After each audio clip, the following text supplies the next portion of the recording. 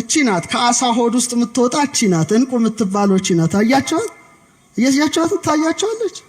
እቺ ማለት ከምን ውስጥ ነው? ኢየሩሳሌም ሰማያዊት በምን ታንጻለች? በ12 እንቁዎች እግዚአብሔር ሰርቷታል። እና እግዚአብሔር የፈጠራቸው የከበሩ ድንጋዮች ብዙ ናቸው። በቁጥር ምናልባት የሳይንስ ጥናት እንደሚያመለክተው ከ200 እስከ 400 ይደርሳሉ። ከስንት እስከ ስንት? ከ200 እስከ 400። ድንግል ማርያም በአሳ ሆድ ውስጥ ያለው የተነባበረ ማዕድን ገንዘቧ ነው። እንደሷ የተነባበረ ጸጋ የተሰጠው ማን አለ? ማንም። እናትነትን ከድንግልና፣ ድንግልናን ከእናትነት ማንም የተሰጠው የለም። አገልጋይነትን ከእናትነት፣ እናትነትን የማን አገልጋይ ናት? እኛ የማን አገልጋዮች ነን? እሷ ግን አገልጋዩ ብቻ ሳትሆን ምን ሆነች? እናቱ ሆነች። ድንግልና ከወተት ጋራ፣ ወተት ከድንግልና ጋራ ለማንም የማይሰጥ አገልጋይ ናት። የማ ደግሞ እግዚአብሔር ምን አድርጓታል? ንግስት አድርጓታል እኮ አይደል? ንግስት ሆና ሳለች ደግሞ ከነዳያን ጋር ከኛ ጋራ አብራናት በረድኤት አመስግኗት። እችን ድርብርብ እንቁ በዓለም ውዱ እንቁ ታውቃላችሁ የማን እንቁ እንደሆነ? ህዳር 15 2018 እንደ ጎርጎሮሳዊ የዘመን ቀመር የፈረንሳይ ንግስት ነበረችና ሜሪ አንቶኔ የሷ እንቁ ጨረታ ላይ ቀረበ። ምን ላይ? ጄኔቫ ስዊዘርላንድ ጨረታ ላይ ወጥቶ የሚገርማችሁ 32 ሚሊዮን ዶላር ነው የተጨረተው። አልማዝ በምን ውስጥ ያልፋል? በእሳት ውስጥ። እስቲ በሉት በምን ውስጥ ያልፋል? እሷም በእሳት ውስጥ አልፋለች። የግብጽ በረሃዊ እሳት ልቧ ሲደማ አላያችሁ? ቀራንዮ ላይ ያን ሁሉ የሐዘን ነበልባል አሸንፋ ድንግል ማርያም አሁን በሰማይ ያለች ክብር ይግባት ነው። በስመ አብ ወወልድ ወመንፈስ ቅዱስ አሐዱ አምላክ። አቤቱ ጌታችን አምላካችን ንጉሳችን ሕይወታችን ብርሃናችን ተቀዳሚ ተከታይ የሌለ የአብ የባህሪ ልጅ ኢየሱስ ክርስቶስ ሆይ ከባህሪ አባት ከአብ ከባህሪ ሕይወት ከመንፈስ ቅዱስ ጋራ ክብርና ምስጋና አምልኮትና ውዳሴ ላንተ እናቀርባለን። የተከበሩ አባታችን ጸባቴ ቆሞስ አባ ወልደ ማርያም የዚህ ታላቅ ቤተ ክርስቲያን ዋና አስተዳዳሪ፣ ክቡራን በአውደ ምሕረቱ ላይ ያላችሁ ሊቃውንተ ቤተ ክርስቲያን መምህራን፣ የተወደዳችሁ የተከበራችሁ የክርስቶስ ቤተሰቦች ሁላችሁም አንድ አምላክ በሚሆን በአብ በወልድ በመንፈስ ቅዱስ ስም እንደምን ቆያችሁ? እንደምን አረፈዳችሁ? እንደምን ሰነበታችሁ? ሉል እግዚአብሔር ሁላችንን በሕይወትና በሰላም ጠብቆ ለዚች የተቀደሰች ዕለት አድርሶናልና የአባቶቻችን አምላክ ሉል እግዚአብሔር ስሙ የተመሰገነ ይሁን። እንደ እግዚአብሔር ቸርነት እንደ እግዚአብሔር ቅዱስ ፈቃድ ባለን ጥቂት ደቂቃ የምንማማረው የማቴዎስ ወንጌል ምዕራፍ 13 ከቁጥር 45 ጀምሮ ያለውን ኃይለ ቃል ይሆናል። የምስጢር ባለቤት እግዚአብሔር አምላካችን ምስጢሩን ጥበቡን ለሁላችን ይግለጥልን። ምን ይላል? መንግሥተ ሰማያት መልካምን ዕንቁ የሚሻ ነጋዴን ትመስላለች። ዋጋውም እጅግ የበዛ አንዲት ዕንቁ ባገኘ ጊዜ ሄዶ ያለውን ሁሉ ሸጠና ገዛት ይላል። ስለ ቃሉ የአምላካችን ስም የተመሰገነ ይሁን። እንግዲህ በጣም የከበረች አንዲት ዕንቁ አገኘ። ስለዚህ ያችን ዕንቁ የራሱ ማድረግ ስለፈለገ ሌላውን ሁሉ ሸጠና ዕንቁዋን ምን አደረጋት? ገዛት ይላል። ይህን ትምህርት የመረጥኩበት ምክንያት ጥር 21 ከ3 ቀናት በፊት የእናታችን የቅድስተ ቅዱሳን የድንግል ማርያም በዓለ ዕረፍቷ በመሆኑ ከዚህ ምስጢር ጋር እያይዘን ነው የምንማረው። እግዚአብሔር አምላካችን እግዚአብሔር ንጉሳችን እግዚአብሔር ብርሃናችን ምስጢሩን ጥበቡን ትገልጥልን ዘንድ ቅዱስ ፈቃድ ይሁንልን። ብዙዎቻችሁ ብር ታውቁ ይሆናል። ብዙዎቻችሁ ወርቅ ታውቁ ይሆናል። ጥቂቶች ደግሞ ዕንቁ ታውቁ ይሆናል። በጣም ብዙ የከበሩ ድንጋዮች አሉ። በተለይ ቅድስተ ቅዱሳን ድንግል ማርያም የምትመሰልባቸው ዕንቁዎች አሉ። ጥቂቶቹን ደግሞ በትምህርትም አሁን ደግሞ በዓይናችሁም እንድታዩት አደርጋለሁ። የእግዚአብሔር ሰላም ከሁላችን ጋር ይሁን። ስለ ከበሩ ድንጋዮች ወይም ስለ ዕንቁዎች ስንነጋገር እግዚአብሔር የከበሩ ድንጋዮችን የከበሩ ዕንቁዎችን ፈጥሮ በሶስት መልኩ አኑሯቸዋል። አንደኛው በኤዶም ገነት፣ ሁለተኛው በካህኑ በአሮን ልብስ ላይ፣ ሶስተኛ በኢየሩሳሌም ሰማያዊት። የከበሩ በመሆናቸው የከበሩ ነገር ክቡራን ላይ ይውላሉ። ጽሩያን ናቸው የጠሩ በመሆናቸው የጠሩ ነገር ላይ ይውላሉ። ብርሃን እንደሆኑ በበሩ ምስጢራት ላይ ይኖራሉና እግዚአብሔር በገነት እግዚአብሔር በኢየሩሳሌም ሰማያዊት እግዚአብሔር በካህናት ልብስ ላይ የከበሩ ድንጋዮች እንዲኖሩ አድርጓል። አባታችን ሄኖክ በምዕራፍ 5 ከቁጥር 23 እስከ 26 በኤዶም ገነት ስላያቸው የከበሩ ድንጋዮች እንዲህ ይላል። ወደ አዜብ ከከበረ ድንጋይ የሚልቅ ወደሚያበሩ ወደ 7 ተራሮች ሄድኩ ይላል። ወደ ስንት ተራራዎች? እንግዲህ ተነጥቆ ሞትን ሲያይ የተሰወረ ነው። መልአኩ ፈለከ ፈለካትን አየራ አየራትን ሙፃ ነፋሳትን የመባረቅትን የነጎድጓድን ምስጢር ለሄኖክ ካሳየው በኋላ እንደገና ወስዶ ገነትን ያስጎበኘዋል።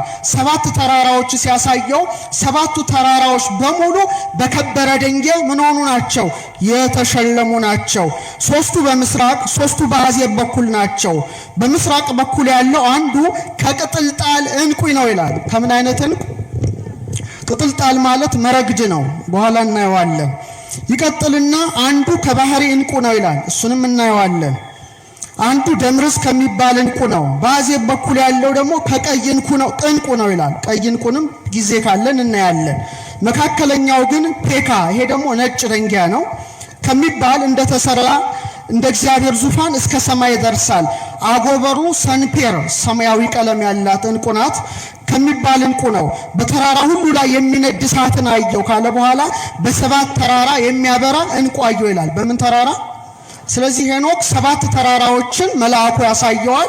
ግማሹ ከሰንፔር፣ ግማሹ ከመረግድ፣ ግማሹ ከፔካ ከነጭ ድንጋይ የታነጸ ሆኖ የእግዚአብሔር ዙፋን ደግሞ ፔካ የተባለ ዙፋኑ በጣም ነጭ የሆነ የድንግል ማርያም ምሳሌ የሆነ የከበረ ድንጋይን ለማን ያሳየዋል? ለሄኖክ ያሳየዋል። ስለዚህ እነዚህ ነገሮች በጣም ታላላቅ እንደሆኑ መገንዘብ ያስፈልጋል። ለምሳሌ 4 ወንዞች ገነትን ተመሳቅለው ያጠጣሉ። ኤፌሶን፣ ግዮን፣ ጤግሮስ፣ ኤፍራጥስ። ዘፍጥረት 2:10 ላይ ምን ይላል? ከዚያም ለ4 ክፍል ይከፈል ነበር ይላል። የኤዶም ገነት ወንዝ የአንደኛው ወንዝ ስም ኤፌሶን ነው። እርሱም አለ ወርቅ የሚገኝበትን የኤውላጥ ምድርን ይከባል። የዚያ ምድር ወርቅ ጥሩ ነው። ከዚያም ሉልና የከበረ ድንጋይ አለ ይላል። በሌሎቹ አብነት መረግድ ይላል። ሐመልሚል ማለት መረግድ ነው። መረግድ ምን እንደሚመስል በኋላ ነግራቸዋለሁና እግዚአብሔር አምላክ የከበሩ ድንጋዮችን የታኑሯል በኤዶም ገነት ሲበሉ በምን በጣም ጥሩ። ከዛ በኋላ ለደብተራ ኦሪት አገልግሎት የመረጠው አሮንን መርጦ ለሙሴ ያዘዋል።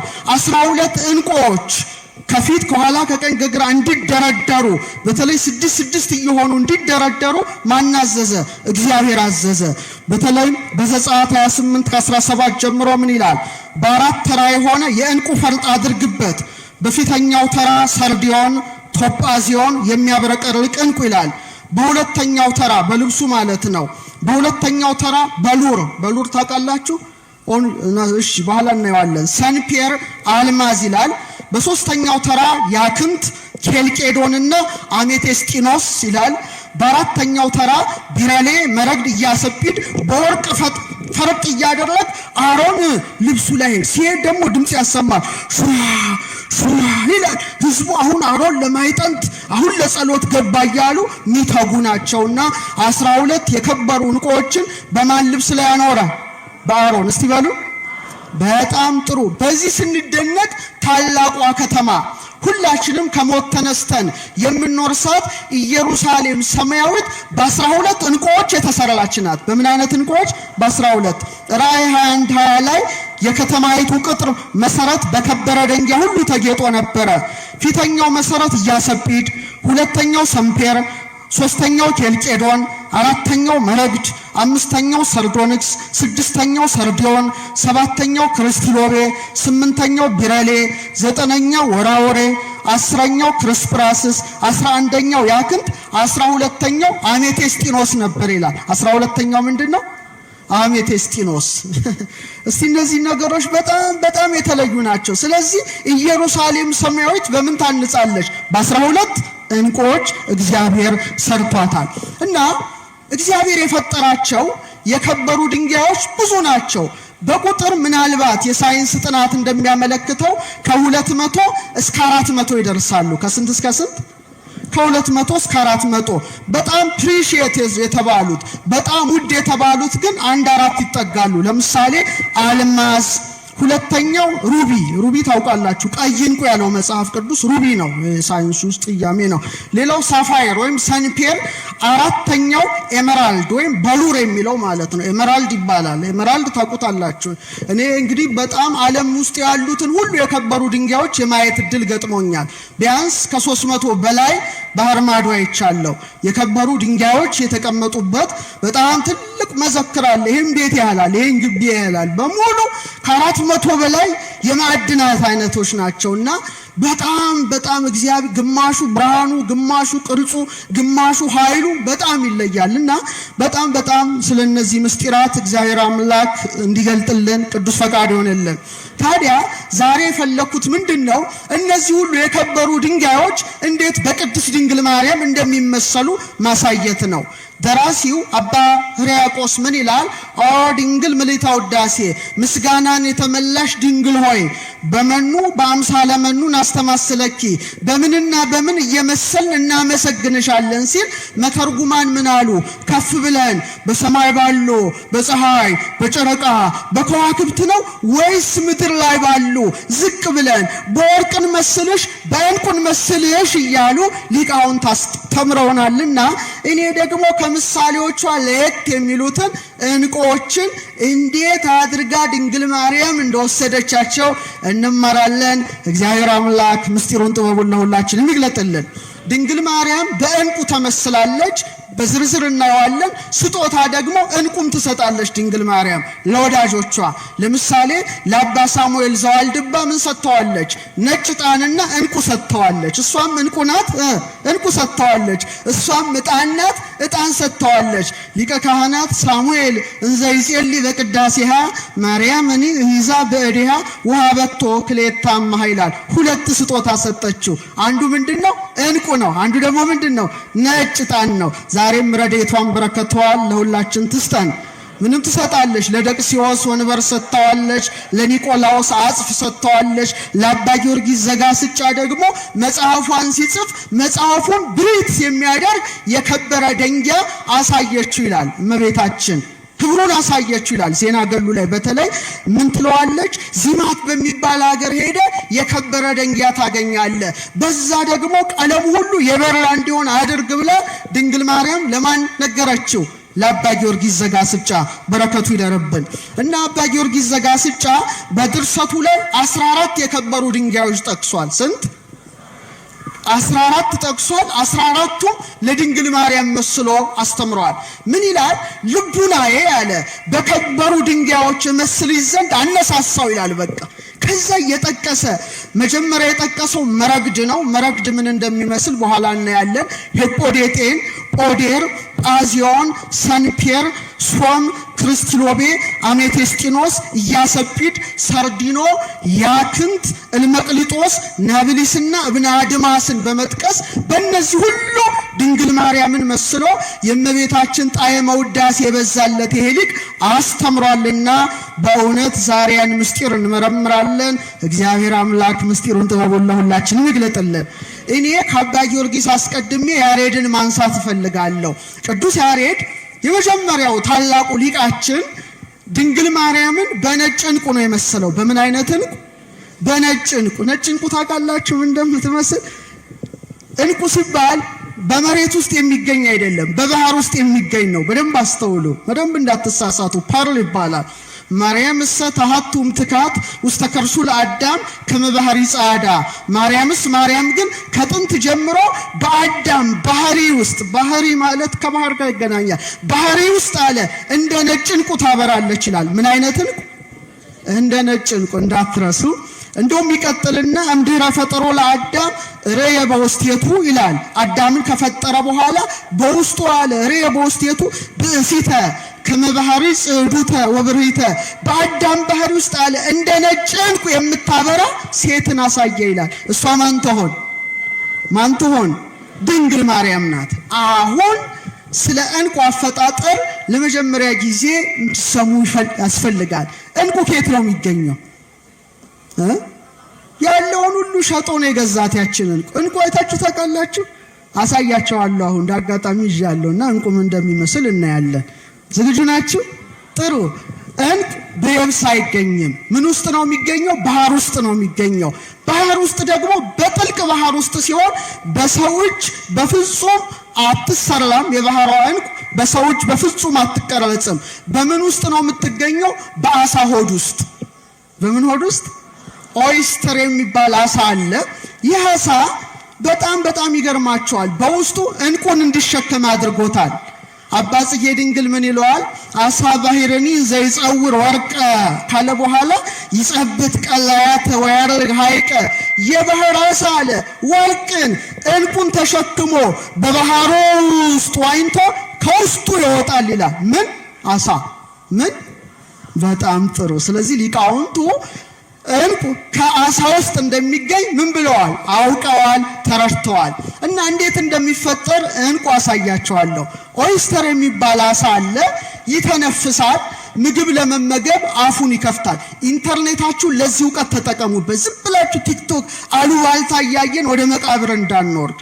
ኦይስተርን እስቲ ጉግል አድርጋችሁ ፐርል እንዴት እንቁ ይፈጥራል ብላችሁ የቤት ስራ እና ንጥረ ነገሮች ይገባሉ፣ ምግቡ ይገባሉ፣ ውሃው ወደ ውስጡ ይገባል። በድንገት እዚህ አሳ ውስጥ ምን ይገባል መሰላችሁ? አሸዋ። ምን ይገባል? የአሸዋ ቅንጣት ይገባል። እና ድንገት ነው የሚገባው። እና የኦይስተሩ የአሳው ሁለት ሰውነት አለው፣ ለስላሳ ሰውነትና ቅርፍት ሰውነት አለው። ስለዚህ መሃል ውስጥ ይገባዋልና ህመም ይሰማዋል። እንቁ ምኑ ገባበት ውስጡ? አሸዋ። እስቲ በሉ። በጣም ጥሩ። እግዚአብሔር ይሄንን አሳ ሲፈጥረው በውስጡ በጣም ለስላሳ ኔከር ተብሎ የሚጠራ እጅግ ድርብርብ የሆነ ውስጡ አስቀምጦለታል። ይሄን የማስራ ነው? የእግዚአብሔር ስራ ነውና በሳይንሱ ካልሲየም ካርቦኔት የሚባል ክሪስታል ኦርጋኒክ ፕሮቲን ያለው ነውና በጣም የሚገርማችሁ ብርሃንን የሚያንጸባርቅ ድርብርብ ሽፋን አለው። ታዲያ ምን ያደርጋል መሰላችሁ? ያንን ውስጡ ከቶ በድርብርብ አንጸባራቂ ሽፋኑ ይጠቀልለዋል። ምኑን? አሸዋውን። ምኑን? አሸዋውን። ቢያንስ ከ2 ዓመት እስከ 5 ዓመት ሊፈጅበት ይችላል። በጣም የሚገርማችሁ በመጨረሻ ምን ሆኖ ይፈጠራል? እንቁ ይሆናል። ያ ማለት ነው ምን ሆኖ ይገባል? አሳ ባህርኒ ዘይጸውር ወርቀ በሰው እጅ የማይቀረጽ። አሁን እነዚህ ማዕድኖች በሰው እጅ መቅረጽ ትችላላችሁ። አሳ ውስጥ የምትገኘው ባህሪያዊት እንቁ ግን በማን እጅ አትቀረጽም? በሰው እጅ አትቀረጽም፣ አትቆረጥም። በሙሉ ፍጹም ሆነ ትወጣለች። እሷ የማን ምሳሌ ትመስላችኋለች? የድንግል ማርያም ምሳሌ ናት። ያቺ በሰው እጅ እንደማትነካ፣ በሰው እጅ እንደማትቆረጥ፣ ዘራ ብእሲ የወንድ ዘር ያላገኛት፣ እደ ብእሲ የወንድ እጅ ያልዳሰሳት፣ በግብረ መንፈስ ቅዱስ አምላክን ጸንሳ የወለደች እንቁ ማን ናት? በአንድ ላይ ማን ናት? እመቤታችን ናትና ላሳያችሁ ምን እንደምትመስል እንቁ። እንግዲህ እንድታውቋት ያስፈልጋል። መቼም ማወቅ ጥሩ ነው። እቺ ናት ከአሳ ሆድ ውስጥ የምትወጣ እቺ ናት እንቁ የምትባለው እቺ ናት። አያችኋት? እያያችኋት ታያችኋለች። እቺ ማለት ከምን ውስጥ ነው የምትወጣው? እቺ ማለት ናት። ተመልከቱ። እቺ አሁን ማዕድን ትቆርጡታላችሁ፣ ትተረትሩታላችሁ። በራሱ መቅረጫ አለው። ከአሳው ባህር ውስጥ የምትወጣው እቺ እንቁ ግን ምን አትሆንም? ምን አትሆንም? በግንም አትሆን። እንደምታዩት ነጭ ናት። ያሬድ ምን ይላታል? ማርያም ሰታቱም ትካት ውስጥ ከርሱ ለአዳም ከመባህሪ ጻዳ። እንደዚህች አይነት ማለት ነው። እቺ ማለት ፐርል ትባላለች፣ እንቁ ትባላለች። እስቲ በሏት። አሁን ለዚህ ነው ሊቃውንቱ በተለይ የበገና ሲደረድሩ የእግዚአብሔር ልጅ በመጣ ጊዜ ለካሳ እንበለ ዘር ወይም ያለ ዘር እንደ ንብና እንደ አሳ ይላሉ። እንደምንና እንደምን? እንደ ንብና እንደ አሳ ማለት እኮ ይሄ እኮ ነው። በግብረ መንፈስ ቅዱስ አምላክን በድንግልና ጸንሳ በድንግልና ምን ሆነች? ወለደች። ቅዱስ ኤፍሬም ምን ይላል ሃይማኖተ አበው ላይ? እንቁ በሰደፍ ወይም በማህደር ውስጥ ካለ ስጋ ይወጣል ይላል። ከምኑ ስጋ? ከአሳው ስጋ ነው የሚወጣው። እንደዚሁ ይላል አካላዊ ቃል ኢየሱስ ክርስቶስም ያለ ዘር በሰው ስጋ እንደተወለደ የማያምን ማን ነው ይላል። ምን የማያምን ማን ነው ይላል። ስለዚህ እቺ እንቁ የማን ምሳሌ ናት? ለዚህ ነው ስዕሏ ላይ እቺ አሁን ጸባቴ ታስታውሰው እንደሆነ ሐመረኖ ኪዳነ ምሕረት አስተዳዳሪ ነበሩ አይደለ?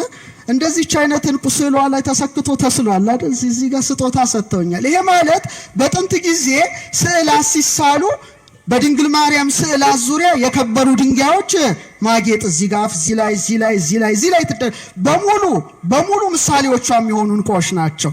በጣም የሚገርመው አሁን እንቁ የሚጀምረው ምን ሲሆን ነው ብያቸዋለሁ። በድንገት ውስጡ ምን ሲገባ አሳ ውስጥ አረ ነገሩኝ አሸዋ ነው። በድንገት ነው የእንቁ ታሪክ ጀመረ ማለት ነው።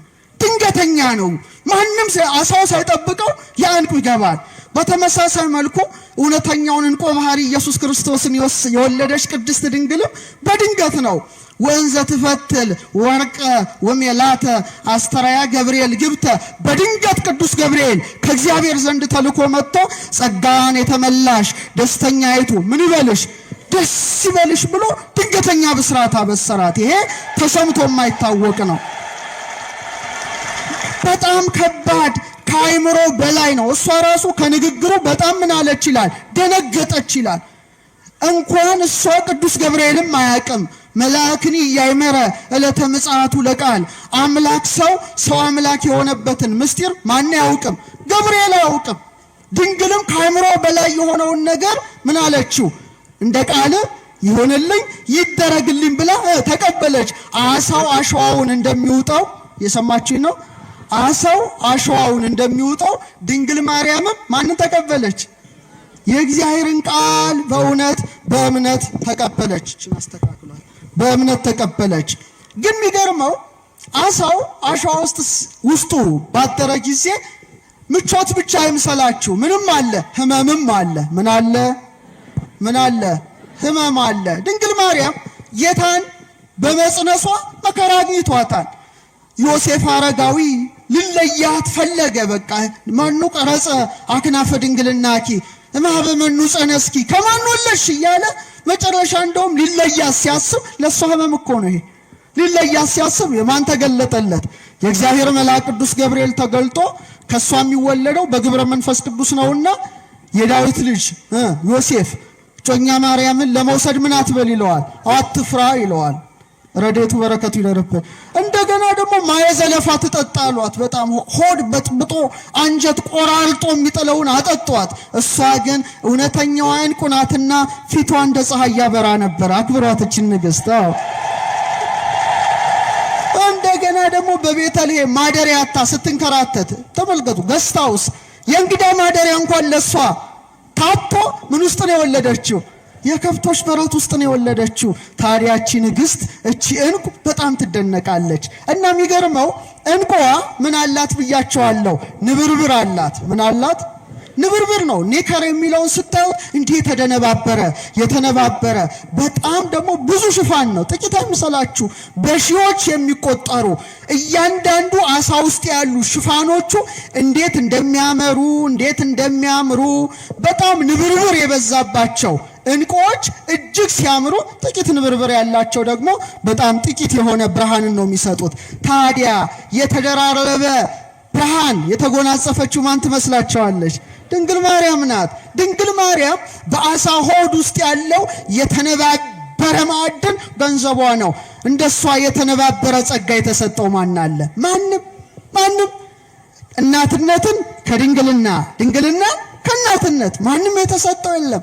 አገልጋይነትን ከእናትነት፣ እናትነትን የማን አገልጋይ ናት? እኛ የማን አገልጋዮች ነን? እሷ ግን አገልጋዩ ብቻ ሳትሆን ምን ሆነች? እናቱ ሆነች። ድንግልና ከወተት ጋራ፣ ወተት ከድንግልና ጋራ ለማንም የማይሰጥ አገልጋይ ናት። የማ ደግሞ እግዚአብሔር ምን አድርጓታል? ንግሥት አድርጓታል እኮ አይደል? ንግሥት ሆና ሳለች ደግሞ ከነዳያን ጋር ከኛ ጋራ አብራናት በረድኤት አመስግኗት እችን ድርብርብን። ስለዚህ ያቺ የባህርን ቁጭ ማለት ነው በጣም እንደምታበራ በጣም ነጸብራቅ እንዳላት ከቅዱሳኑ ሁሉ ይልቅ በቅድስና የበራችው ዕንቁ ማን ናት? ድንግል ማርያም ብቻ ናት። እና ስዕሏ ላይ የከበሩ ድንጋዮች ጌጡ ነበረ በጥንት ዘመን። ሰጊድ ወአምሃ ይደሉ ለስዕልኪ ማለት ምን ማለት ነው? ስግደትና እጅ መንሻ ማለት ወርቁን እንቁን ያደርጉላታል። ግማሾቹ ደግሞ ምን ያደርጋሉ? እንቁ ወርቅ ከሌላቸው አበባ ይሰጧት ነበረ። ናንፈርስ ቅድመ ስዕላ እንዘንሁብ ጋዳ እጅ መንሻ ጊፍት ለማን የእንቁ ጊፍት ይሰጧታል የጥንት ሰዎች። ለምንድን ነው? ድንግል ማርያም ምን ስለሆነች ነው? ንገሩኝ። አቃቢተ ሆት የምትባል አቶስ ገዳም የምትገኘው ስዕለ ማርያም አቤት ያላት የማዕድን ብዛት! ሰው ሁሉ ስጦታ ያመጣላታል። ያንንም መስጠት የማይችሉ ደግሞ ምን ያደርጋሉ? እንዘ ትነጽፍ ዘርቤታተ ወትነሰንስ መጽሬ ለክብረ ስዕልኪ ድንግል ትሰግድ ነፍሴ ምንጣፍ እያነጠፉ አበባ እየበተኑ በስዕሏ ፊት ምን ያደርጋሉ? ይሰግዳሉ። ረድኤቷ በረከቷ ይደርብን። ታዲያ ቅዱስ ያሬድ ምሳሌ ቢያጣላት ምን አለ? ማርያም ግን አለ ከጥንት ጀምሮ በአዳም ባህሪ ውስጥ እንደ ነጭ እንቁ ታበራለች አለ። እንደምን አይነት እንቁ? ብዙ አይነት እንቁ አለ ከአሳ ሆድ ውስጥ የሚወጣ። ለምሳሌ ነጭ አለ፣ ክሬም የሚመስል አለ፣ ግራጫ አለ፣ ጥቁር የሚመስል አለ፣ ቡናማ ይወጣል። አንዳንዴ ደግሞ ብታዩ ሮዝ፣ አረንጓዴ፣ ሰማያዊ እንቁዎች ከአሳ ሆድ ውስጥ ይወጣሉ። ቅዱስ ያሬድ ግን ለይቶ በምን አይነት እንቁ መሰላት? እንዳትወስዱብኝ እሺ። በነጭ እንቁ መሰላት። በምን አይነት እንቁ? ተመልከቱ። ያቺ ነጭ እንቁ በአሳ ሆድ ውስጥ እያለች በደፈረሰ ባህር ውስጥ እያለች የደፈረሰው ባህር የሷን ንጽህና ያጠፋዋል? አያጠፋውም። በተመሳሳይ መልኩ ምልአተ ኃጢአት ዓለምን ባደፈረሰበት ሰዓት ድንግል ማርያም ግን ቅንጣት ኃጢአት ሳይነካት በንጽህና በቅድስና ጸንታ እውነተኛውን ብርሃን ኢየሱስ ክርስቶስን ሰጥታ የብርሃን እናት ተባለች። እመብርሃን ሆተ ብርሃን አንቀጸ ብርሃን ተብላለች። እንግዲህ በጣም ይደንቃል። እና እቺ እንቁ ለዓመታት ያሬድ እንዳለው ለዓመታት በአሳ ሆድ ውስጥ ተሰውራ ትኖራለች። ድንግል ማርያም ሕይወቷ እንደዛ ነው። ግን ድንገት እቺ ተሰውራ አትቀርም። ከወጣች በኋላ ምን ትሆናለች? የነገስታት ምን ላይ ዘውድ ላይ ትሰካለች። መጀመሪያ ምን ውስጥ ናት? አሳ ሆድ ውስጥ፣ ጸጥ ያለ አሳ ሆድ ውስጥ። ድንግል ማርያም ሕይወቷ ይሄ ነበረ እኮ፣ የጸጥታ ሕይወት፣ የአርምሞ ሕይወት። ልክ በባህር ውስጥ እንቁ እንደምትኖር ከጫጫታ የተለየ ሕይወት። ድንግል ሆይ ይላል አንገታቸውን እንደሚያገዝፉ እንደ ዕብራውያን ሴቶች በዋዛ በፈዛዛ በቧልት ያደግሽ አይደለሽም። በንጽህና በቅድስና በቤተ መቅደስ ኖርሽ እንጂ ከዓለማዊ ጫጫታ የተለየች እንቁ ራሷን ሰውራ የአርምሞን ሕይወት የመረጠች ከሷ በቀር ማን ትገኛለች? ድንግል ሆይ የሚያታልሉ ጎልማሶች ያረጋጉሽ አይደለሽም። የሰማይ መላእክት ጎበኙሽ እንጂ እንደተነገረ ካህናት ሊቃነ ካህናት ምን አሉሽ? አመሰገኑሽ እንጂ አለች። ድንግል ማርያም የአርምሞን ሕይወት የዝምታን ሕይወት ስትመርጥ ትሑታንን ከፍ ከፍ አድርጓል እንዳለች ጊዜው ሲደርስ ደግሞ የአምላክ እናት ሆነች። ክብር ይግባት እናታችን ነው። በቃ እቺ እንቁ በኋላ ነገስታት ዘውድ ላይ ነው የምትቀመጠው። በዓለም ውዱ እንቁ ታውቃላችሁ የማን እንቁ እንደሆነ? ህዳር 15 2018 እንደ ጎርጎሮሳዊ የዘመን ቀመር የፈረንሳይ ንግስት ነበረችና ሜሪ አንቶኔ የሷ እንቁ ጨረታ ላይ ቀረበ። ምን ላይ? ጄኔቫ ስዊዘርላንድ ጨረታ ላይ ወጥቶ የሚገርማችሁ 32 ሚሊዮን ዶላር ነው የተጨረተው። ይሰማችሁ ነው?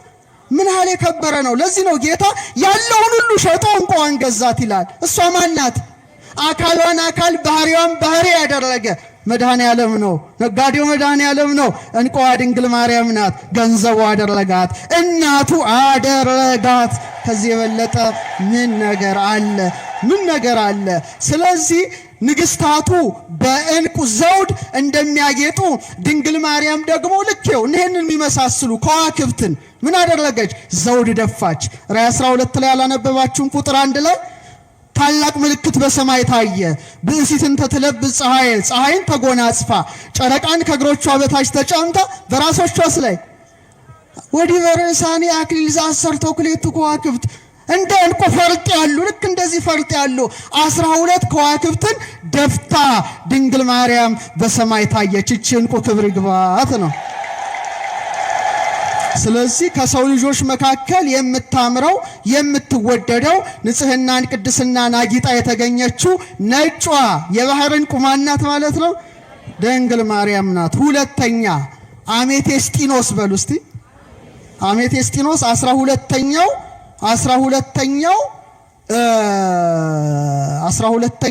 የኢየሩሳሌም ሰማያዊት የታነጸበት ምንድነው? የከበረ ድንጋይ ነው። እና አሜቴስጢኖስ በጣም ይገርማል። ይሄን ነገራችሁ ትምህርቴን አበቃለሁ። ከቃሉ ጋር ናችሁ? እሺ። አሜቴስጢኖስ አሮን በሚለብሰው ልብስ ላይ በሶስተኛ ተራ ይላል ያክንት ኬልቄዶን አሜቴስጢኖስ አድርግበት ይላል። ሶስት ነገሮች ማለት ነው። ያክንት አለ፣ አንድ ማዕድን ነው። ኬልቄዶን አለ፣ ሶስተኛው አሜቴስጢኖስ ይባላል። አሜቴስጢኖስ የግሪክ ቃል ነው። በግሪክ አሜቴስት ማለት ምን ማለት ነው? አልሰከረም ማለት ነው። ምን ማለት ነው?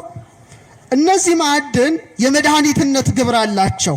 ስለዚህ አይምሮ የተቃወሰበትን ማከም ይችላሉ፣ ሰውን ከአይምሮ ህመም ይጠብቃሉ ተብሎ ስለሚታመን በተለይ ደግሞ አሜቴስጢኖስ የዚህ የመፈወስ አቅምና ኃይል ስላለው ጽርዓውያን ምን አሉት? አሜቴስት አሉት እና በእኛ ደግሞ አሜቴስጢኖስ ይባላል። ታዲያ አባ ጊዮርጊስ በአሜቴስጢኖስ ደንጊያ እመስልሻለሁ ይላታል። ማንን? ያ ከግራ መጋባት የተለየ እንደሆነ አሜቴስጢኖስ ንጹህ ልብን ይወክላል፣ ርቱ የሆነ እሳቤን ይወክላል፣ የውስጥ መረጋጋትን ይወክላል፣ ከሙስና ነፃ መሆንን ይወክላል።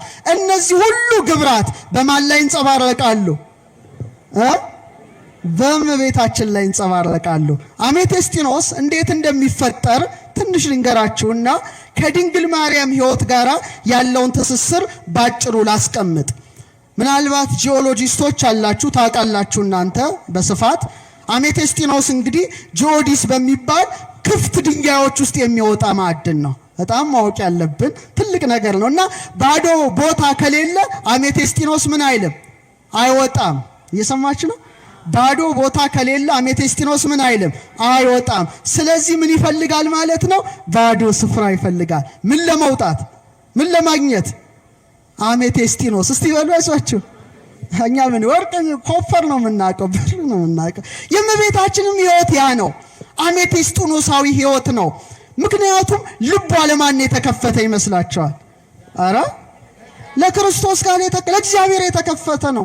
ንጽህናዋ፣ ታዛዥነቷ፣ ታማኝነቷ፣ ሃይማኖቷ፣ ርህራሄዋ፣ ፍቅሯ፣ ትዕግስቷ ሁሉ ለእግዚአብሔር እንደተከፈተ ምን ሆኗል? መስኮትና በር ሆኗል። አሜቴስጢኖስ በተከፈተ ቦታ ላይ እንደሚወጣ ድንግል ማርያምም እውነተኛ ዕንቋ ድንግል ማርያምም ለእግዚአብሔር ምን ሆነች? የተከፈተ ሕይወት ነበራት። ለዚህ ነው አባ ጊዮርጊስ ዘጋስጫ ምን ይላታል? አሜቴስጢኖስ የሚባል የማዕድን አይነት አንቺ ነሽ። ኢያሰጲድ፣ ሰርዲኖ ከሚባሉ ማዕድናት የተሰሩ ደንጊያ አንቺ ነሽ። አርጋኖን ላይ ነው። ይሄውም አለ አርአያ ምሳሌ ክፋት ነቀፋ ለማያገኘው የቅድስናሽ ጌጥ ነው አለ። አመስግናታች አሜቴስጢኖሳችን። ከዛ ክፍት ቦታ ከፈለገ በኋላ በጣም የሚገርማችሁ ሞቅ ያለ በማዕድን የበለጸገ ውሃ ወደዛ ውስጥ ይፈሳል። እግዚአብሔር ስራው ድንቅ ነው። ይህን ሁሉ የሚያከናውነው እሱ ነው። ከዛ በኋላ አሜቴስጢኖስ መውጣት ይጀምራል። ምን አይነት ውሃ ይፈሳል አልኳችሁ? ለብ ያለ ሞቅ ያለ በማዕድን የበለጸገ ውሃ እዛ ድንጋይ ውስጥ ይገባል። ከዛ በኋላ አሜቴስጢኖስ መምጣት ይጀምራል። የድንግል ማርያምም ሕይወት እኮ ተመሳሳይ ነው። ከእናቷ ማኅፀን ጀምሮ ማን ጠበቃት? ሙቀተ ጸጋን የሚሰጥ እግዚአብሔር መንፈስ ቅዱስ ጠበቃት። ውእቱ ኬጰራቅሊጦስ ዘአቀባ ለድንግል እምከርሰማ ከመ ይትጌጊ ለዓለም። ለዘላለም እንዳትበድል ማን ጠብቋታል? ሙቀተ ጸጋ ያልተለያት ናት። በጽንስ ጊዜስ መንፈስ ቅዱስ ይመጽእ ላዕሌኪ፣ መንፈስ ቅዱስ ባንቺ ላይ ይመጣል ተብላ ቅዱስ ገብርኤል የነገራት እሷ ማን ናት? አሜቴስጢኖሷ ድንግል ማርያም ነበረች። ከዛ በኋላ ነው በቃ ይሄ አሜቴስጢኖስ ሰማያዊ አይደለም ሐምራዊ የሆነችው እንቋ መሰራት ትጀምራለች። ሲሰራ ግን በስውር ነው። በምንድን ነው? በስውር በስውር እሷም እንደዛ እኮ ናት። 9 ወር ከ5 ቀን በማህፀኗ ማንን ተሸከመች? ክርስቶስን። ግን ለማንም አልተናገረችም። ማርያም አለ ይሄን ነገር ሁሉ በልቧ እያሰበች ትጠብቀው ነበረ። ኤልሳቤጥ ጋር እንኳን ስትሄድ የጌታዬ እናቱ ካለቻት በኋላ የባሪያውን ትሕትና ተመልክቷል። አያቸው የትሕትናው ቤት አሜቴስጢኖስ ሆና የተገለጠች እሷ ድንግል ማርያም ናት። ቀለሟ ሐምራዊ ነው፣ ወይን ጠጅ ቀለም ነው። ምን አይነት ቀለም ነው? እስቲ አሜቴስጢኖስ ያየ ከናንተ ላሳያችሁ። እርግጠኞች ናችሁ? አይቅርባችሁ። ኧረ እባካችሁ። እሺ አሜቴስጢኖስ እስቲ ልፈልግ፣ ከያዝኩ ልፈልግ። ለእናንተ ስል ነው ያመጣሁት። ከሰዎች ጋር መልሳለሁ ስጪ፣ ምክንያቱም እንዳትወስዱብኝ። በጣም ታምራለች፣ በጣም ደስ ትላለች። እስቲ እየፈለኳት ነው። ትታያቸዋለች። እቺ ምንድናት? አሜቴስጢኖስ ናት። ቀለሟ ምንድናት? ሐምራዊ ናት።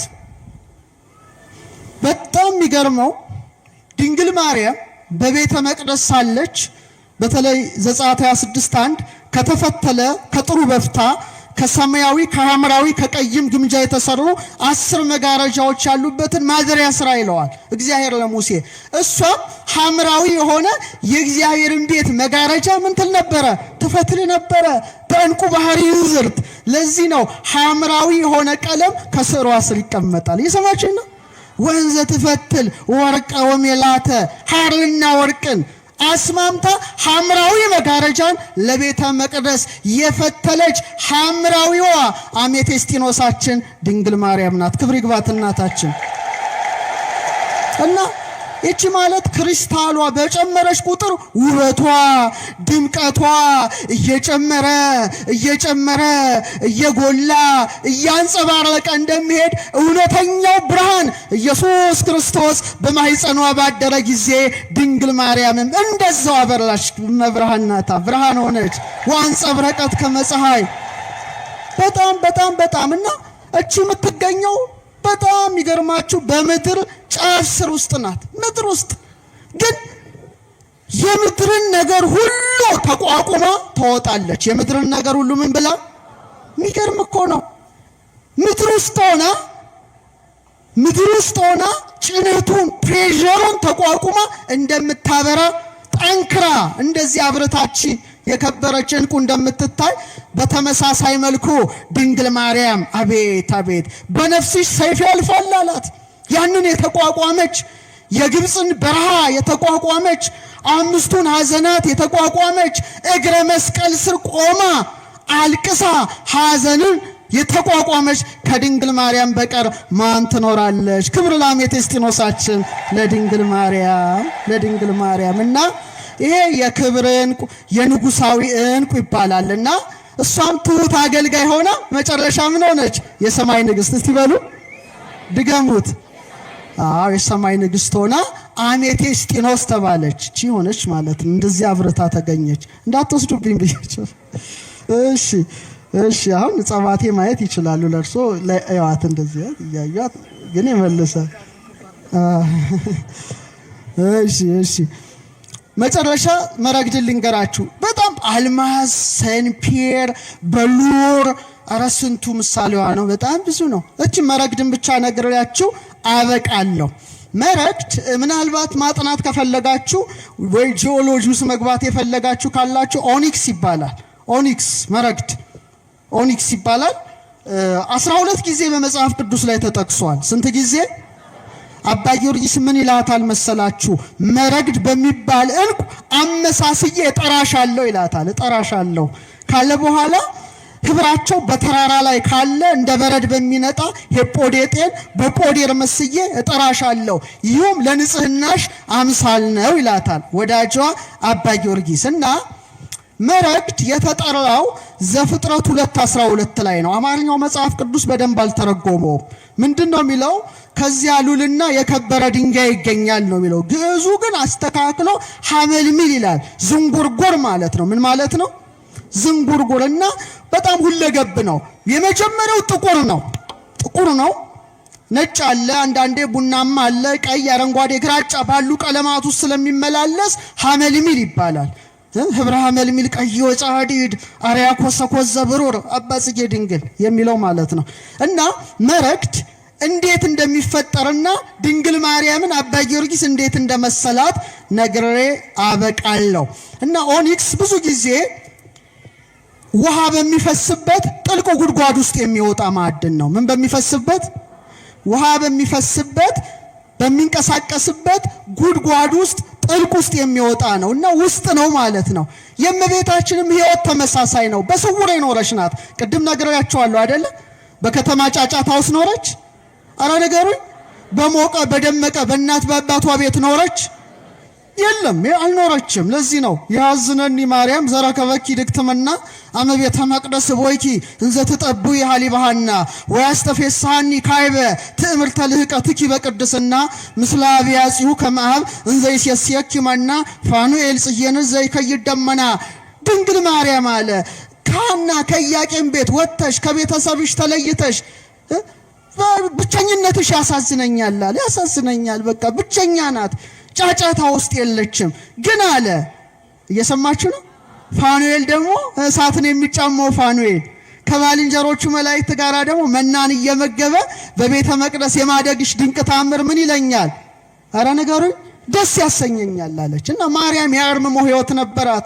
የኔና የናንተ ንግስት፣ የኔና የናንተ ወርቅ፣ የኔና የናንተ እንቁ ድንግል ማርያም የአርምሞ ሕይወት መረግድ ብቻውን በባህር ውስጥ በጥልቁ ውስጥ እንደሚኖር እሷን በትህትና ትኖር ነበረ።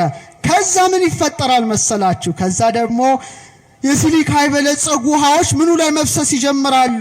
እዛ ላይ መፍሰስ ይጀምራል። መረግድ ባንዴ አይፈጠርም። ያ ውሃ መጀመሪያ ይፈስበታል። የሰማችሁ ነው ኦርቶዶክሳውያን? ውሃው ማን ነው? መንፈስ ቅዱስ። ዘፍጥረት 1:2 ላይ ወመንፈሰ እግዚአብሔር ይጽልል መልዕልተ ማይ፣ የእግዚአብሔር መንፈስ በምን ላይ ሰፎ ነበረ? በውሃ ላይ። የከፈለ ያዋሃደ ማን ነው? እግዚአብሔር መንፈስ ቅዱስ ነው። በቃ በኋላ መረግድ መጣ። በንብርብር ላይ ንብርብር እየሰራ በጣም ጠንካራ ሲሆን መጀመሪያ አሮን ትከሻ ላይ ነው እንዲቀመጥ የተደረገው። በጣም ከባድ ነው። ጥቁር ነው። አንዳንዱ ደግሞ ነጭ ይሆናል፣ ሐመልሚል ይሆናል። እየሰማችሁ ነው? መረግድ ማለት ጥቁሩ ምን እንደሚመስል ጥዬው ይሆን እንደኔ ነገር አልጣልኩትም። መረግድ ጥቁር ነው። መጀመሪያ ግራጫ ደግሞ ነጭ ብርሃን የሚሆንበት አለ። ያን ጊዜ ሲዋሃድ ምን ይባላል? ሐመልሚል። እስቲ በሉ ድገሙት። ይሄ ማለት መረግድ ማለት ይሄ ነው። ይሄ ማለት መረግድ ይባላል። እስቲ በሉት። በጣም ጠንካራ ነው። በጣም ጠንካራ ነው። መረግድ ይባላል። እና ንብርብሩ ሂደት ነው፣ ፕሮሰስ ነው። በንብርብር ላይ ንብርብር፣ በንብርብር ላይ ንብርብር፣ በኋላ በጣም ጠንካራ ይሆናል። በጣም ጠንካራ ነው። ጠንካራ ስለሆነ ስም ይቀረጽበታል። ምን ይቀረጽበታል? በቃ ስምን ለመሸከም ምን ሆኗል? ብቁ ሆኗል። ለዚህ ነው በዘጸአት 28:9 ላይ እግዚአብሔር እንዲህ አለ፣ 2 የመረግድ ድንጋይ ወስደ የእስራኤልን ልጆች ስማቸውን ቅረጽበት አለ። ስንት ወስደ? ከዛ በትከሻ ላይ አድርገው። አይገርምም? ስም 2 መረግድ፣ አንዱን በግራ ትከሻ አንዱን በቀኝ ትከሻ አድርግና የማንን ስም ጻፍ አለው? የእስራኤልን ስም ጻፍ አለ። ደቂቀ እስራኤል የ12ቱን ነገድ ስም ጻፍ አለ። ስለዚህ አሮን በመረግድ የማንን ስም ተሸከመ? አረ መሞቴ ንገሩኝ። አረ እግዚአብሔርን ነው እንዴ? ተው እንጂ የ12ቱን ነገደ እስራኤል ስም ምን ሆነ? ተሸከመ። በምን? በትከሻው። ትከሻው ላይ ያረፈውት ምንድናቸው? መረግድ። እስቲ በሉ ድገሙት።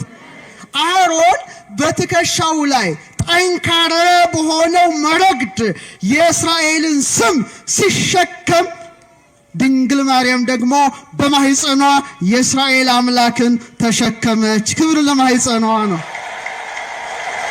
ለማህፀኗ ተዘመረላት። እሳቱን እንዴት ቻለችው ነው እኮ። በቃ ሊቃውን ተደንቀዋል። ሰማይ ወምድር ዘያገምሮ እፎንጋ ማይጸነ ድንግል ጾሮ ያሬድ ነው። እንዴት ቻለው? ሰማይና ምድር የማይችለው እኔ እንጃ። መረግድ ናታ ድንግል ማርያም። አሮን እንኳን የተሸከመው የእስራኤልን ስም ነው። ድንግል ማርያም የተሸከመችው ማንን ነው?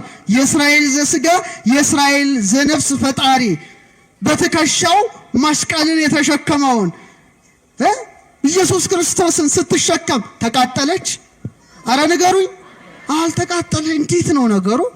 እንዴት ነው አስባችሁታል? በጣም ከባድ እኮ ነገር ነው። እንዴት ከርሰ ድንግል አብዮተ ለዓለም አየራት የድንግል ማርያም ማኅፀን ከአየራት በለጠ። ወተሰብሐ ሱራፌል ወኪሩቤል በኪሩቤል በሱራፌል ዘንድ ተመሰገነ። ከርሰ ድንግል ኮነ ታቦቶ ማኅደረ ለእግዚአብሔር አዶናይ አዶናይ ለተባለ ለእግዚአብሔር ማደሪያው ሆነ። መረግዶና የተገኘች ጽናትን ያየንባት አሮን በትከሻው የተሸከማት የወርቅ መረግድ ድንግል ማርያም ብቻ ናት። ክብር ይግባት፣ ክብር ይግባት፣ ክብር ይግባት። ስለዚህ መረግድ ጠንካራ ጽኑ እንደሆነ መከራን የተቋቋመች ከሷ በቀር ማን ትገኛለች? እግረ መስቀል ስር ቆማ እላዩ ላይ ተደፍታ ስታለቅስ የኖረች ልቧ ግን ያልተሰበረ በነፍስሽ ሰይፍ ያልፋል ብሎ ስምዖን የተናገረላት ከሷ በቀር መረግዳችን ማን ትሆናለች? መረግዳችን ድንግል ማርያም ናት ነው። ድንግል ማርያም ናት። በመጨረሻም እንደው የከበረ ዳይመንድ ነግሬያችሁ ላውቃ 5 ደቂቃ በቃ ትምህርቴን ጨርሳለሁ። 5 ደቂቃ ማራሲ ዳይመንድ አድማስ በሉ እስቲ ድጋሙት እስቲ። አልማዝ ነው አድማስ? አልማዝ የአማርኛ ነው እና 7 ጊዜ ተጠቅሶ አልማዝ የለኝም፣ ሶሪ የለኝም ማሳየት አልችልም፣ የለኝም። ኢዮብ 28:18 ምናልባት አንዳንድ ዞች አሁን ለሚስቶቻቸው የዳይመንድ ጊፍት የሚሰጡ ባሎች አሉ። እስቲ የሰጣችሁ እጅ አውጡ። ላስደበድባችሁ እኮ ነው በለ እና ለመቤታችን ብትሰጡ የተሻለ ነበረ። ጊፍት ብትሰጧት ምን አለበት? እና ኢዮብ ምን ይላል? ስለ ዛጎልና ስለ አልማዝ አይነገርም ይላል ኢዮብ 28:18 ላይ ከጥበብ ጋር ያነጻጽራልና አሮን የለበሰው ሁለተኛው ተራ ላይ ልብስ ላይ በሉር ሰንፔርና አልማዝ ይላል። ስንተኛው? አልማዝ ነውና አልማዝ ምን ማለት መሰላችሁ? በጽራውያን አዳማስ ይሉታል። አዳማስ እኛ አድማስ የምንለው ፍቹ ምንድነው? የማይሸነፍ የማይበገር የማይጠፋ ማለት ነው። አልማዝ ጠንካራ ነው አይደል? አልማዝ ይበገራል?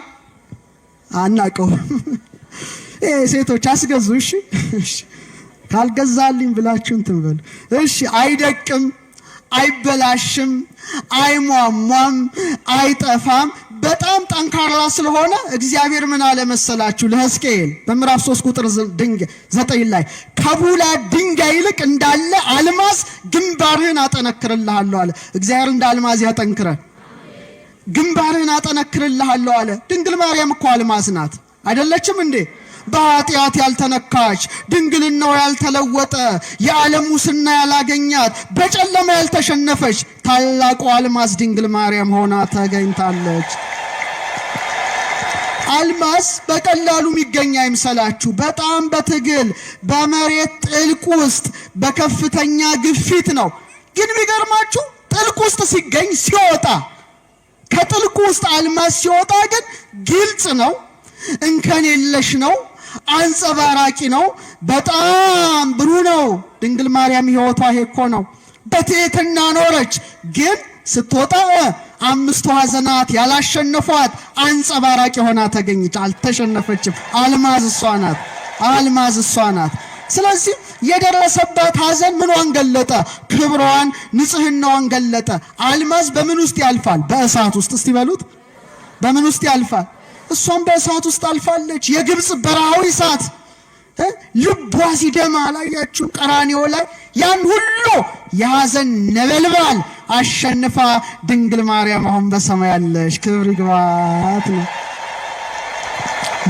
በጣም እና ለምሳሌ ዳይመንድ ብርሃን ይቀበላል አይደል? እዚህ ጋር ብታረጉት ብርሃን ይቀበላል፣ ብርሃን ያበዛል፣ ብርሃን ያፈነጥቃል፣ ብርሃንን አድምቆ ያሳያል። ይህ ብቻ ሳይሆን ብርሃን በውስጡ ቢያልፍም አልማዙ ምን አይሆንም?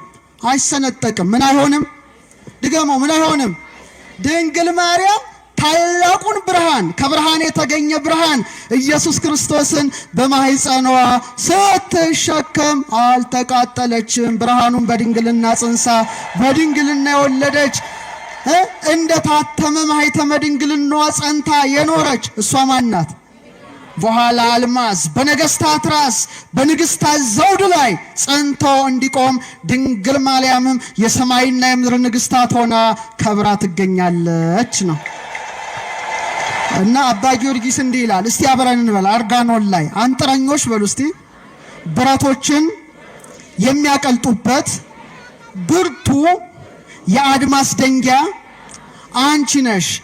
በወሊድ ጊዜ ያልተለወጠ የማኅተመ ድንግልናሽ ኃይል እንደ አድማስ እንደ አልማዝ የጸና ነው። የድንግል ማርያም ድንግልና የጸና ነው። የማይበገር ነው፣ የማይበገር ነው። በመጨረሻም ሰንፔር ላመጣላችሁ ነበረ። ዛሬ አልያዝኩትም፣ ሌላ ቀን አመጣላችኋለሁ። ሰንፔርን ፍቅሯ ስለሆነ እሷን ብቻ ልናገር ይፈቀድልኝ። ሰንፔር እስቲ በሉ። ሰንፔር በጣም በጣም በጣም በጣም ደስ ስትል ሰማያዊ ናት። ሰንፔር ሳፋየር ታውቃላችሁ? ሳፋየር ጂኦሎጂስቶች እዚህ ውስጥ ካላችሁ በጣም ሰንፔር እግዚአብሔር ለምን መርጦታል መሰላችሁ? ለዙፋኑ። ለምን? ለዙፋኑ። ፔካ ነጭ ደንጊያ እንደመረጠ በዙፋኑ ወለል ሰንፔር አለ። ለምሳሌ ሲና ላይ ሙሴ 70 ሽማግሌዎችን አስከትሎ ሲወጣ ዘጸአት 24:10 ላይ የእስራኤልንም አምላክ አዩ ይላል። ሲያዩት ከእግሩ በታች እንደ ሰማይ መልክ የሚያበራ እንደ ብሩህ ሰንፔር ደንጊያ የሚመስል ወለል ነበረ ይላል። ምን የሚመስል? ሰንፔር። ሰንፔር። እንደገና ሕዝቅኤል 1:26 ላይ የሰንፔር ድንጋይ የሚመስል የዙፋን አምሳያ ነበር ይላልና በ30 ዓመቱ ላይ ሕዝቅኤል ተመስጦ መጥቶበት ኮቦር ላይ ሲመለከተው ኪሩቤል የእግዚአብሔርን ዙፋን ተሸክመዋል እና ዙፋኑ የሰንፔር ነበር ይላል። የምን ሰንፔር? ሰማያዊ። ማን ተቀምጦበታል ላዩ ላይ? ተናገሩ። እግዚአብሔር። ምን አይነቷል? ምኑ ላይ? ሰንፔር። ያቺ ሕዝቅኤል ኮቦር ላይ ያያት ሰንፔራዊት ድንጋይ ማን ትሆን? በኪሩቤል ሰረገላ ላይ የተቀመጠውን ጌታ፣ በሰንፔር ዙፋን ላይ የተቀመጠውን ጌታ 9 ወር ከ5 ቀን በማኅፀኗ በመሸከም በክንዷ በመታቀፍ በጀርባዋ በማዘል ሰንፔራዊትን ቆና የተገለጠች ከሷ በቀር ማንም የለችም። ኪሩባዊ ሰረገላ፣ ሰንፔራዊት ሰረገላ። ለዚህ ነው አንቲ ተአብዲም ኪሩቤል፣ አንቺ ከኪሩቤል ትበልጫለሽ። ወትፈደፍዲም ሱራፌል፣ ከሱራፌልም ትልቅ ያለሽ። እስመ ሱራፌል ወኪሩቤል በሰረገላ እሳት ይጸውርዎ፣ እሳታማ ሰረገላ ሰንፔራዊ ሰረገላ በሆነው ዙፋን ኪሩቤልና ሱራፌል ይሸከሙታል። ወበምጽናቲው ዘእሳት ይጼኑ መንበሮ፣ ዙፋኑን በእሳት ምሰሶ ይደግፋሉና። አንቲ ጾርኪዮ በከርስኪ፣ አንቺ ግን ያንን አምላክ በማኅፀንሽ ተሸከምሽው። ወአቀፍኪዮ በአብራክኪ፣ በጉልበቶችሽ ታቀፍሽው። ወአዘልኪዮ በዘባንኪ፣ በጀርባሽም አዘልሽው። ህየንተ ሰረገላ እሳት አብራክኪ ኮና፣ በእሳቱ ሰረገላ ፋንታ ጉልበቶችሽ ሆኑ። ምኖችሽ ሆኑ? እነዚያ በሰንፔራዊ ሰረገላ ሲሸከሙት ድንግል ማርያም በጉልበቶቹ አቀፈችው። ህየንተ ምጽናቲው ዘእሳት አእዳውኪ ኮና፣ በእሳቱ ምሰሶ ፈንታ እጆችሽ ሆኑ። ምኖችሽ? እነዚያ ሰንፔራዊት ዙፋኑን ፔካዊት ዙፋኑን በእሳት ምሰሶች ሲደግፎ ድንግል ማርያም ዙፋኑን ሳይሆን በዙፋኑ ላይ የተቀመጠውን በክንዷ ደገፈችው። ክብር ለክንዷ፣ ክብር ለማኅፀኗ። ስለዚህ ማኅፀኗ እስቲ አብረን ንጉሥ የተቀመጠበት በሉት እስቲ። ሰንፔራዊ ዙፋን ሊቀ ካህናት የተቀመጠበት ሰንፔራዊ የሊቀ ካህናት ዙፋን፣ ሁሉን የያዘ ዙፋን፣ ህሊናዋ የመታዘዝ ዙፋን፣ ልቧ የትህትና ዙፋን፣ ሰንፔራዊት ዙፋን ድንግል ማርያም ብቻ ናት እና ቀለሟ ሰማያዊ ናት። አሁን ይሄ መረግድ ጥቁር ነው፣ እንቁ ደግሞ ይሄኛው ነጭ ነው። አባታችን የያዙት ደግሞ ፐርፕል ነው። እቺ ደግሞ ሰንፔር ሰማያዊት ናት። ምን አይነት ናት? ሰማያዊ ናትና ልብሷ ቀለም የሚመስለው ማለት ነው። ልብሷን አይታችሁት የለ? ሰማያዊው ቀለም ሰንፔራዊ ነው። እየሰማችሁ ነው ኦርቶዶክሳዊ። ግን ሊቃውንቱ የሚጠቅሱት አባቶቻችን በሰዓታት ሲቆሙ ሚሉትን ነገር ልንገራችሁ። ፍቅርሽ በሉ እስቲ ሰንፔር ነው። አባ ጊዮርጊስ እኮ ነው ያለው። ማዕድናት ትስባለች ሰንፔር። እንደው ማምጣት ነበረብኝ። በጣም አይንን እንዴት እንደምስብ እግዚኦ። መሳብ ብቻ አይምሰላችሁ፣ ማዕድናትን ሳብ ታረጋለች። የማግኔት ጠባይ ያላት እና ምን ይላታል? ፍቅርኪ ሰንፔር ለዘይርህቆ ይስህቦ መንገል አሚን ያቀርቦ መኑ ከማኪ ምክንያተ ድህን ዘተውቦ። ሰንፔራዊ ፍቅርሽ በሉ እስቲ ድገሙት ባካሽ። የራቀውን ያቀርባል። ምን አይነት ፍቅርሽ? አቤት አቤት ወደ ሃይማኖት ያቀርበዋል። ምክንያት የተሰጠው ምክንያት ድህን የተሰጠው እንዳንቺ ማን አለ? አቤት ድንግል ማርያም ፍቅር ናት። እንዴት ሳበችን! ሁላችን ሳፈረገችን። ተውት ሌላውን፣ እንደው ስዕሏ እንኳን አይስባችሁ? ከሩቅ ስታዩ እኮ አታውቁትም። በቃ ወደ ስዕሏ ስትሄዱ ዝም ብላችሁ በቃ ሳብ ሳብ ሳብ አይደል እንዴ? ለምሳሌ ልጅ እናቱን ሲያይ እንዴት ነው የሚሆነው? እየተሳበ አይኗን እያየ አይደል የሚሄደው? ነው አይደለም? በከመ ይትፌሳ ሕፃን ሶበይሬ እሞ እትፌሳ አንሰ ስእለኪ በርእዮ ተሳልሞ ይላል። ሕፃን እናቱን ሲያይ ሮጦ አንገቷን አቅፎ እሟ እያለ እንደሚስማት በተመሳሳይ መልኩ ስዕልሽን ሳይ እንደዛ ነኛል። እመቤታችን ፍቅር ናት። ስንቱን ሳበችው፣ ስንቱን ሳበችው። ተው የኔ ያንተ ምንም ጥቅም የለውም። ራሱ አምላክን ሳበችው። ፍቅር አይደለ ሳበው እንዴ? አይደለም ወይ? ከስጋዋ ስጋን ከነፍሷ ነፍስን ነስቶ ሰው ሆነ፣ ወደዳት፣ መረጣት። እውነተኛዋ እንቁ ድንግል ማርያም ሰንፔራችን ናት። ክብር ይግባት እናታችን። በሉራችን ናት ድንግል ማርያም ኤመራልዳችን። እንደሱ አረንጓዴ ዕፀ ሕይወትን ያገኘንባት ድንግል ማርያም ቀይ እንቁ ናት። ሐዘን ቀራንዮ ላይ እንባን ያፈሰሰች እንደ ቀይ ድንግልናን እንደ ሰማያዊ እናትነትን ያስተባበረች እንቁ ናትና ረድኤቷ በረከቷ ይደርብን ነው እንግዲህ። እና እነዚህን ሁሉ እንቁ መስለን ብንናገር ውለን እናድራለንና ምስጋናን የተመላሽ ድንግል በምንና በምን እየመሰልን እናመሰግንሻለን። ከፍ ብለን በሰማይ ባሉ በፀሐይ በጨረቃን፣ ዝቅ ብለን በምድር ላይ ባሉ በወርቅ በእንቁ ነው ብሎ አባ ሕርያቆስ እንደተናገረ እውነተኛዋ እንቁ ድንግል ማርያም ጥር 21 ወደ ሰማያዊ ዓለም ሄዳ ድንግል ማርያም 12 ከዋክብትን ደፋች፣ ከክብር ወደ ክብር ተሸጋገረች። ሄደች ገሰገሰችና ስለዚህ መጨረሻ ላይ እናንተ እስቲ እንቁ በሉልኝ። እንቁ ሳይሆን እንቁ እንቁ በሉ እስቲ። አይናቁ ብዙ ነው። እሺ እናንተ እንቁ በሉልኝ። የድንግል ማርያም ሃይማኖቷ፣ አረ እንቁ በሉልኝ ብቻ ይበቃ። የድንግል ማርያም ሃይማኖቷ፣ ምግባሯ፣ ሃይማኖቷ፣ ምግባሯ፣ ትዕግስቷ፣ ፍቅሯ፣ ጣዕመ ፍቅሯ፣ አምላክን የተሸከመ ማህፀኗ፣ እሱን ያዘለ ጀርባዋ፣ እሱን የታቀፈ ክንዷ፣ እሱን የዳሰሱ ጣቶቿ፣ እሱን ያዩ አይኖቿ፣ የሱን ቃል የሰሙ ጆሮቿ፣ የሱን መዓዛ ያሸተቱ አፍንጮቿ፣ እሱን የሳሙ ከናፍሯ፣ እሱን ያጠቡ ጡቶቿ፣ ከእርሱ ጋር የተመላለሱ እግሮቿ እንቁ እንቁ እንቁ ክብር ይግባት እናት ወርቃችን እንቋችን ናትና ረድኤቷ በረከቷ ይደርብን። ያስተማረን የመከረን የአባቶቻችን አምላክ ልዑል እግዚአብሔር ክብርና ምስጋና አምልኮትና ውዳሴ ለተቀደሰ ስሙ ይሁን እላለሁ። እኔም እንቁን ወደ ማህደሩ አስገብቼ ወደ ሰዎቹ እመልሳለሁ። እግዚአብሔር ከሁላችን ጋር ይሁን።